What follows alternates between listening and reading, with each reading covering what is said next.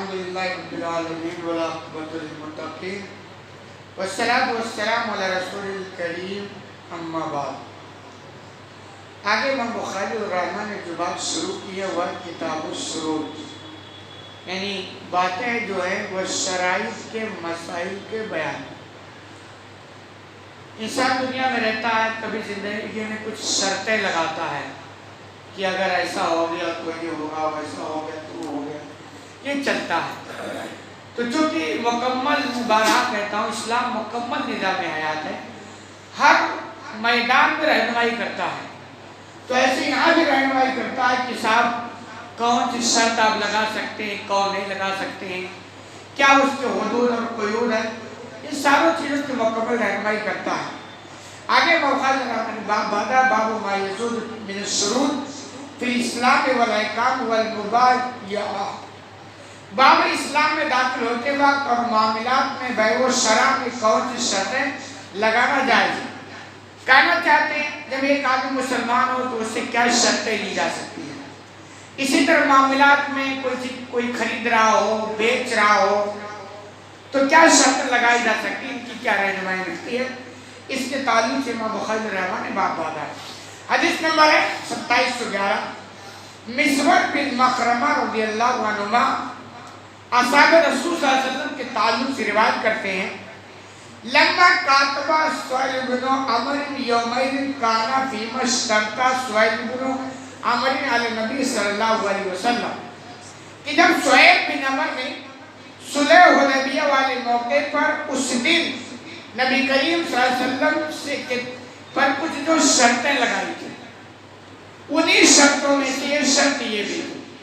کہنا چاہتے ہیں صلح حدیبیہ کا جو موقع ہے بہت مشہور ہے، تو مصالحت ہو گئی تھی کفار مکہ کے درمیان اور مسلمانوں کے درمیان، چند شرطیں تھی، تو کہنے تو شرطیں لگائی گئی تھی، انہی میں سے شرط یہ بھی تھی أَنَّهُ لَا يَأْتِيكَ مِنَّا عَهْدٌ وَإِنْ كَانَ عَلَى دِينِكَ إِلَّا رَدَدْتَهُ إِلَيْنَا وَخَلَّيْتَ بَيْنَنَا وَبَيْنَهُ۔ ایک شرط یہ تھی کہ ہمارا کوئی بھی آدمی آپ کے پاس جائے گا تو آپ کو واپس کرنا ہی پڑے گا، اگرچہ وہ آپ ہی کے دین پر ہو، یعنی اگر مسلمان بھی ہو اور اب ہمارا اگر آپ کے پاس کوئی گیا تو آپ کو واپس کرنا پڑے گا۔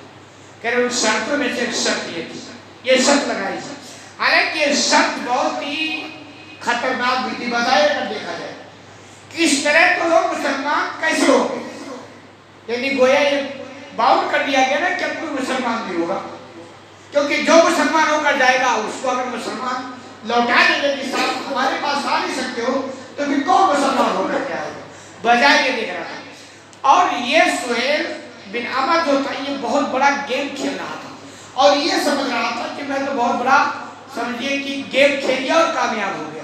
یہ شرط اس نے جب رکھی تو کہے فَقَرِيَ الْمُؤْمِنُونَ ذَلِكَ وَابْتَعَدُوا مِنْهُ، ایمان والوں نے اسے ناپسند کیا، یعنی یہ شرط تو بڑا خطرناک ہے نا، اور اس سے ان کا دل بھی دکھا کہ اگر اس شرط پر صلح ہو گئی تب تو معاملہ بڑا ٹیڑھا ہو جائے۔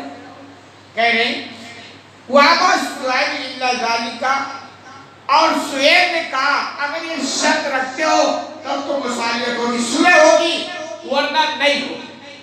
اب پیٹ پھنس گیا، کروں کیا کریں، کیونکہ صلح میں جو فائدہ وہ لڑائی میں فائدہ نہیں ہے، جنگ میں وہ فائدہ نہیں ہے جو تھوڑا جھکا ہی صلح کر لیا جائے، کیونکہ جنگ جب ہوتی ہے نا، اب دیکھیں جنگ ہو رہی ہے کیا حالت ہو رہی ہے، نسل برباد، مکانات برباد، روزی روٹی کے مسائل، پانی، یعنی ہر ایک مسئلہ کھڑا ہو جاتا ہے۔ اس لیے اسلام کبھی بھی جنگوں کو فوکس نہیں کرتا، وہ تو مجبوری کرتا ہے کہ اب اس کے علاوہ کوئی چارہ نہیں ہے تو ٹھیک ہے، لیکن جہاں تک بچا جائے تو آپ چاہتے تھے صلح ہو ہی جائے، اور عمر نے ایسا پیش ڈال دیا جو بڑا سنگین تھا اور اس کو مسلمان پسند نہیں کر رہے تھے، لیکن جب اس نے کہا اگر صلح چاہتے ہو تو یہ شرط رکھنی پڑے گی ورنہ صلح نہیں ہوگا۔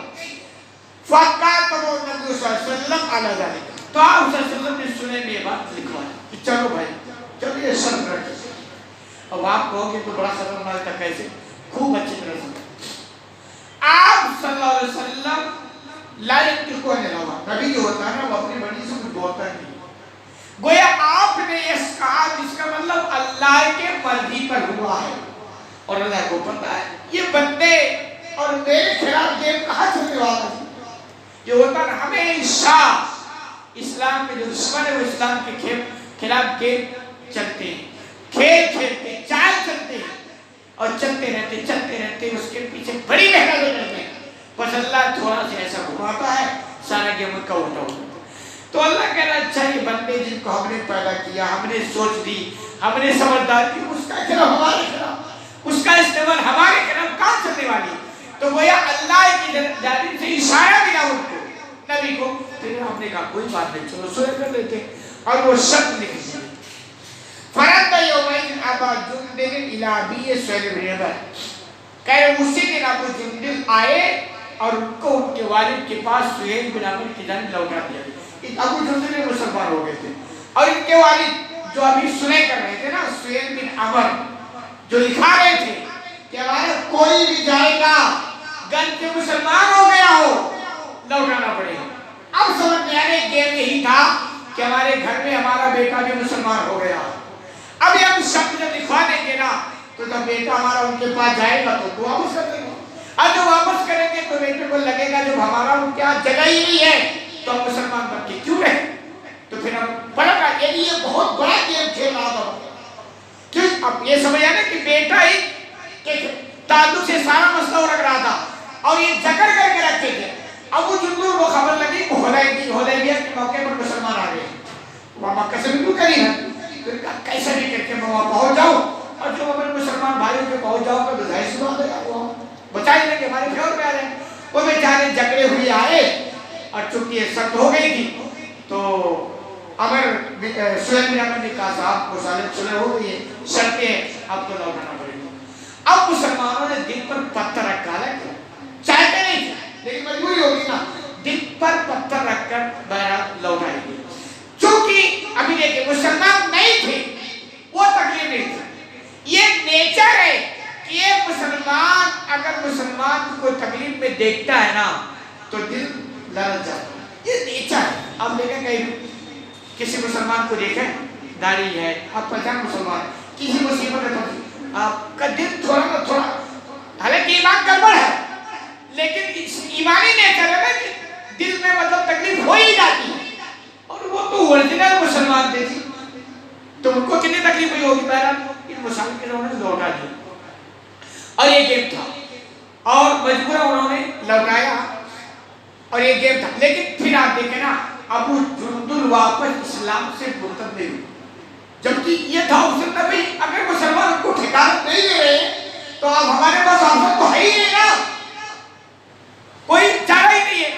اب ان کے لیے آپ سکتا ہے کہ وہ اسلام نہیں آپ سکتا اور کچھ نہیں تھا لیکن وہ اسلام سے مرتد نہیں ہوتے کہ وہ جانتے کیا ایمانی لذت جس کو مل جاتی ہے اس کو ایمانی مٹھاس کہا جاتا ہے, ایمانی ذائقہ. کچھ بھی ہو جائے وہ ایمان نہیں چھوڑ سکتا. تعلیم اٹھانے دیکھیں کیسے کیسے ایمان والوں کو تکلیفیں دی گئی ہیں لیکن وہ لذت کے سامنے نا سب پھیر ہے. یہ ہمارے یہاں یہ ہمارے مسائل ہے نا, چونکہ ہمارے پاس ایمان کی لذت نہیں ہے. ہم ایمان والے کیا ہیں, وہ جمعہ والے ہیں, دو وقت کی نماز والے ہیں اور اس میں بھی کبھی ڈنڈی مار دیتے ہیں. تو اسے ایمانی لذت کی ایمانی لذت نہیں مل پا رہی ہے. ایمانی لذت جب مل جاتی ہے نا تو حقیقت میں ایمان کے علاوہ کوئی بات ہی نہیں کر سکتا آگے. تو ان کو ایمانی لذت مل گئی, وہ مطلب یہ کہ پھرے نہیں ڈٹے رہے اور آخر ایک ممکن آیا کہ سارے مسئلے ہیں وہ کہ اللہ نے راستہ نکال دیا. وہ میں نے بتایا تھا. پھر آگے کہہ رہے ہیں وَلَمْ يَعْتَعْلِمِ الرِّجَالُ إِلَّا رَدَّوْا فِي تِلْكَ الْمُدَّةِ وَإِنْ كَانَ مُسْلِمًا. ان ایام میں جو بھی بندہ مسلمانوں کے پاس آتا آپ اس کو لوٹا دیتے, اگرچہ وہ مسلمان ہوتا تب بھی لوٹا دیتے, کیونکہ شرط یہ تھی نا کہ لوٹانا پڑے گا. تو پھر اللہ کو یار کچھ کہہ نہیں سکتے, وہ تو ایسے راستہ نکالتا آپ نے سوچ نہیں سکتا ہے. پھر یہ مسلمان کو لوٹاتے رہے کہ صاحب ہماری شرط آپ رکھ نہیں سکتے. یہ سارے کیا کیے دھیرے دھیرے ایک ایسی جگہ یہ اکٹھا ہو گئے اور جیسے مکہ کا قافلہ وہاں سے گزرتا یہ سارا کرنے میں ٹوٹ گئے. اب مکہ والوں کا مسئلہ ہو گیا کہ یار یہ تو ہماری ہوگا نظام ہو گیا. وہ گیم کھیلے تھے نا اللہ اس بھائی کو کہتے تھے. پھر ان کو مجبوراً کہنا پڑا بھیا اپنے مسلمان بھائیوں کو مدینہ میں بلاؤ. نکال. تو کئی ایک بات ہے یہ کہ اللہ کے خلاف گیم نہیں کھیلا جا سکتا. یہ یہودی جو کام بہت گیم کھیلتے اسلام کے خلاف ہمیشہ ہی اپنی بات ہوتی ہے. آج بھی جو لانتان بہت بڑوں قوم یہ ہمیشہ گیم کھیلتی ہے اور اللہ تھوڑا سا چکری گھماتا ہے کہ سارے کام پھکے پھر ہو جاتا ہے. پھر اہل ایمان کے لیے اس میں نصیحت ہے کہ دیکھو آپ اگر مضبوط ایمان والے بن جاؤ نا پھر اللہ ایسے راستہ نکالتا ہے ایسے سبیل پیدا کرتا ہے کہ آپ سوچ بھی نہیں سکتے ہو. تو ضرورت ہمیں نا اپنے ایمان کو مضبوط کرنے کی. حدیث لمبی باقی بات رہ جائے درس میں. اللہ رب العالمین سے دعا ہے کہ العالمین کو دیکھیں گے زیادہ عمل کرنے کی توفیق عطا فرمائے.